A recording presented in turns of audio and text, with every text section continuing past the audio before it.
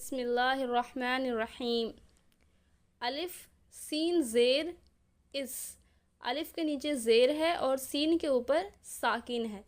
ساکن والے حرف کو ہم پچھلے والے حرف سے ملائیں گے، یعنی الف کو ہم سین سے ملائیں گے تو الف سین زیر اس بنے گا۔ اسی طریقے سے کاف سین زیر کس، یہ آدھا کاف ہے، یہ پورا سین ہے تو کاف کو ہم سین سے ملائیں گے، کاف سین زیر کس۔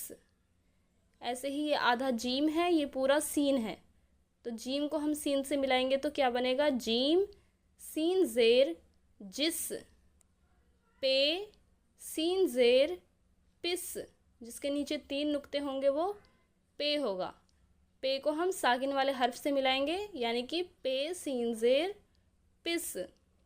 ایسے ہی الف نون زیر ان، دال نون زیر دن، جیم نون زیر جن۔